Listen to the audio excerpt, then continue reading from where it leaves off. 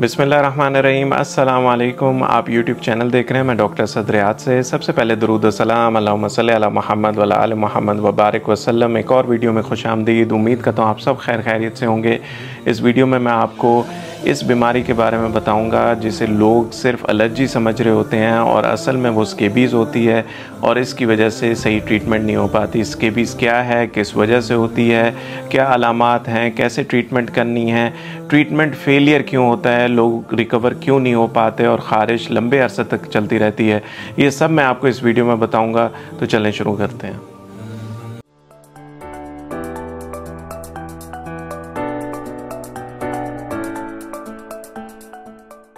Scabies होता क्या है? स्केबीज़ एक ख़ास माइट से होता है जिसे हम सार्कोप्टेस स्केबियाई के नाम से जानते हैं। आम ज़बान में इसे आप छोटा सा कीड़ा कह सकते हैं जिसे हम आम नेकेड आई से नहीं देख सकते। आया किधर जाता है?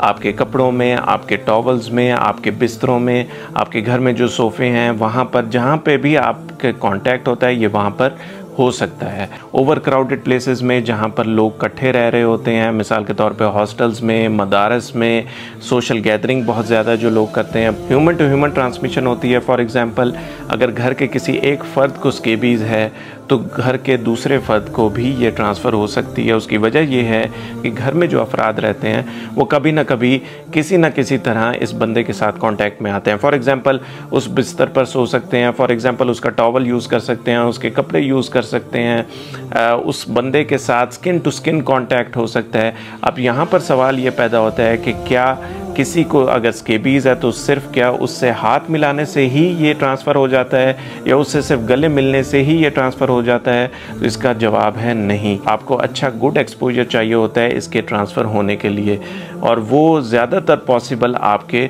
जो घर के मेंबर्स हैं उन्हीं में ही होता है। उस बंदे से स्किन टू स्किन कांटेक्ट हो या उसके साथ आप बैठे हों या आप उसकी कोई चीज़ इस्तेमाल करें, फिर इसके ट्रांसफ़र होने के ज़्यादा चांसेस होते हैं। अब इसके अलामात पर आ जाते हैं। जब ये ट्रांसफ़र होता है, आपके जिस्म पर आता है तो ये एग्स ले करता है, आम सिंपल वर्ड्स में अपने बच्चे बनाता है। सिम्टम्स क्या बनाता है कि आपके जिस्म पर लाल कलर की रैश बन जाते हैं, आपको ख़ारिश की कंप्लेन होती है। ज़्यादातर मरीज़ ये कंप्लेन करते हैं कि रात के वक्त ज़्यादा ख़ारिश होती है।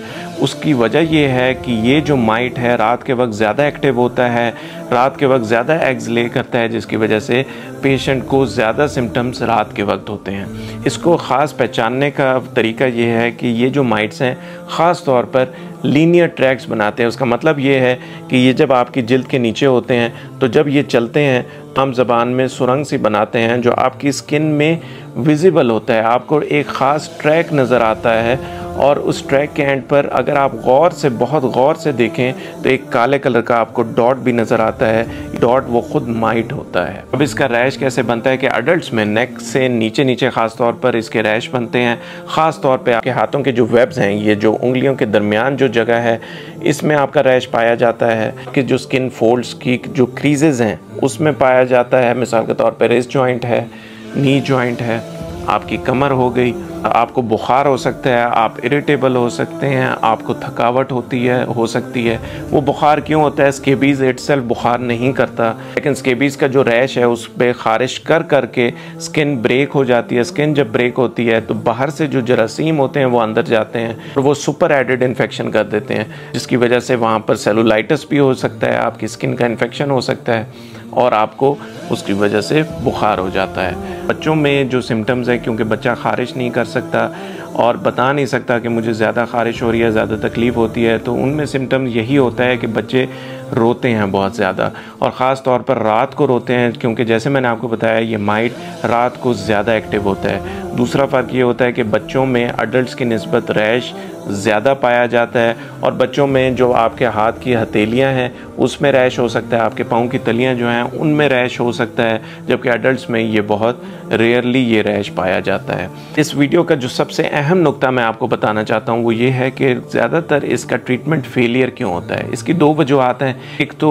जब लोगों को सिम्टम्स होते हैं तो वो इसे आम एलर्जी समझते हैं, वो फार्मेसी पे जाते हैं, एंटीहिस्टामिन्स यानी आम एलर्जी की दवाई लेते हैं, खारिश की दवाई लेते हैं, स्टेरॉयड क्रीम्स लेते हैं, वो लगाना शुरू कर देते हैं। उससे होता यह है कि वक्ती तौर पर आपकी खारिश भी बेहतर हो जाती है, वक्ती तौर पर जो लाल कलर के निशान बनते हैं वो भी कुछ बेहतर होना शुरू हो जाते हैं और मरीज़ ये समझता है कि मुझे आराम आ गया है। लेकिन क्योंकि ट्रीटमेंट सही नहीं हो रही होती तो कुछ अरसे बाद वो खारिश दोबारा से ज़्यादा होना शुरू हो जाती है। तो ये एक वजह है जिसकी वजह से ट्रीटमेंट फेल होती है। जो दूसरा रीज़न है ट्रीटमेंट फेलियर का वो ये है कि लोग डॉक्टर के पास वक्त पे जाते हैं, डायग्नोसिस भी ठीक हो जाती है, डॉक्टर ट्रीटमेंट भी सही देता है, तरीका बताता है कि कैसे क्रीम लगानी है, कैसे नहाना है, क्या क्या करना है, लेकिन लोग उसको सही तरह फॉलो नहीं करते। इसकी मिसाल आपको मैं ये दूं कि कोई किसी डॉक्टर के पास गया, स्केबीज़ डायग्नोज हो गया, डॉक्टर ने बताया कि आपने ये परमेथ्रिन क्रीम जो है जिस्म पर लगानी है, इस तरह लगानी है, इतने घंटों के लिए लगानी है और उसके बाद नहा लेना है। पहली वजह तो यह है कि लोग इसको सही तरह से फॉलो नहीं करते। दूसरी वजह जो मेन वजह ये है कि डॉक्टर कहता है कि आपने भी ये क्रीम लगानी है और जितने भी आपके फैमिली मेम्बर्स हैं उन्होंने भी ये इलाज करना है। अब ज़्यादातर लोग ये कहते हैं कि कैसा डॉक्टर है कि जिसको सिम्टम्स हैं उसको तो इलाज दिया, ये बात समझ में आती है, लेकिन जो बाकी फैमिली मेम्बर्स हैं उनमें सिम्टम्स ही नहीं हैं, तो डॉक्टर ने ये क्यों कहा कि वो फैमिली मेम्बर्स भी ये क्रीम इस्तेमाल करें, ये इलाज इस्तेमाल करें, और वो इस चीज़ को मजाक में लेते हैं, फॉलो नहीं करते और जिसकी वजह से ट्रीटमेंट फेलियर होता है। अब वो ट्रीटमेंट फेलियर क्यों होता है? ट्रीटमेंट फेलियर इसलिए होता है जब भी ये कीड़ा आपके जिस्म पर आता है तो इसे 4 से 6 हफ्ते लगते हैं आपके सिम्टम्स प्रोड्यूस करने में। अब ज़रूरी नहीं है कि अगर आपके फैमिली मेम्बर्स को सिम्टम्स नहीं हैं तो इसका मतलब ये नहीं है कि कीड़ा उनके जिस्म पर ट्रांसफ़र नहीं हुआ। हो सकता है कीड़ा उनके जिस्म पर ट्रांसफ़र हो चुका हो लेकिन अभी तक सिम्टम्स ना आए हों। यही वजह है कि जब आप डॉक्टर के पास जाते हैं तो आपको भी ट्रीट किया जाता है और आपके फैमिली मेम्बर्स को भी ट्रीट किया जाता है। अब जो लोग इस अपनी फैमिली मेम्बर्स को ट्रीट नहीं करते, मिसाल के तौर पे अपने आप को क्रीम उन्होंने लगा ली, कीड़ा मर गया, आप क्योर हो गए, लेकिन क्योंकि फैमिली मेम्बर्स में ये कीड़ा मौजूद है, आप दोबारा से उनके साथ कांटेक्ट में आए तो दोबारा से वो कीड़ा आपके जिस्म पर ट्रांसफ़र हो जाता है और जिसकी वजह से आपको दोबारा से सिम्टम्स हो जाते हैं और ट्रीटमेंट फेलियर हो जाता है। आपकी जो एलर्जी, जो आपकी जो खारिश ठीक हुई थी वो दोबारा से होना शुरू हो जाती है। इलाज कैसे होता है कि डॉक्टर आपको परमेथ्रिन क्रीम देता है, वो आपने नेक से नीचे नीचे पूरे जिस्म पर लगानी है और ख़ास तौर पर जो आपकी स्किन क्रीजेज़ हैं, जैसे रिस्ट जॉइंट है, नीज़ हैं, एल्बोज़ हैं, आपके एक्सिलरी फोल्ड्स यानी आपकी बगलों में, इन जगहों पे आपने ज़्यादा कॉन्सेंट्रेट करना है और 8 से 10 घंटे आपने ये क्रीम लगानी है और उसके बाद नहा लेना है। एक दिन लगानी है इसी तरह, फिर दूसरे दिन लगानी है, 1 हफ्ते बाद एहतियातन दोबारा लगा सकते हैं और दोबारा नहा सकते हैं। इस दौरान आपने अपने कपड़े जो हैं वो अच्छी तरह धोने हैं और फिर उन्हें धूप लगवानी है। अपनी बिस्तर की जो चादरें हैं उनको इसी तरह धोना है, धूप लगवानी है।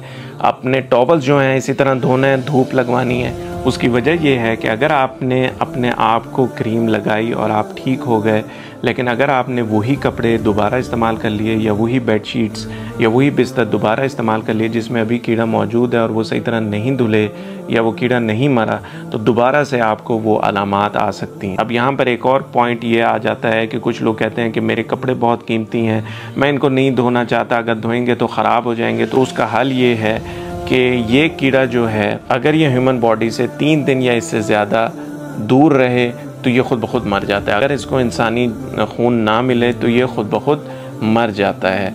तो इसका हल ये है कि अगर आप कपड़े नहीं धोना चाहते तो अपने वो कपड़े धूप में 3 दिन के लिए आप रख सकते हैं और 3 दिन के बाद वो फिर इस्तेमाल कर सकते हैं, क्योंकि इस दौरान में वो कीड़ा मर जाएगा। इसके अलावा जो ट्रीटमेंट है वो आइवरमेक्टिन कैप्सूल्स भी होते हैं, टैबलेट्स भी होती हैं जो आपका डॉक्टर सीवियर केसेस में देता है, लेकिन जो मेनली जो मोस्ट कॉमन ट्रीटमेंट है वो परमेथ्रिन 5% क्रीम दी जाती है जो आपने लगानी है, एक ख़ास दौरानी है और उसके बाद नहा लेना। अलावा आपको हाइड्रेशन यानी आपने पानी बहुत ज़्यादा पीना है और अगर आपको सेकेंडरी बैक्टीरियल इन्फेक्शन है तो डॉक्टर्स जो हैं आपको एंटीबायोटिक्स भी प्रेस्क्राइब करेंगे। यहाँ पर ये ख़ास पॉइंट है कि जो बाकी घर के मेंबर्स हैं उनको 2 या 3 दफ़ा क्रीम इस्तेमाल करने की ज़रूरत नहीं है, क्योंकि उनमें सिम्टम्स डेवलप नहीं हुए अभी, तो वो एक दफ़ा भी ये क्रीम इस्तेमाल करेंगे तो काफ़ी होगा। ये थी आज की वीडियो। उम्मीद करता हूँ आपको पसंद आई होगी और उम्मीद करता हूँ कि किसी न किसी को